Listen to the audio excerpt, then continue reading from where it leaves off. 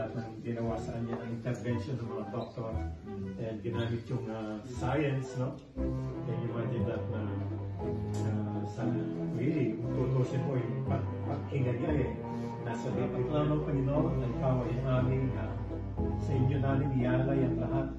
Pasalamat po Diyos at sa kahit na yung mga kalakasan namin maging buhay na ng Panginoon. Ito'y po ng Panginoon pag susunod din sa bigyan niya mga happiness. You know that God is good. Amen. Kaya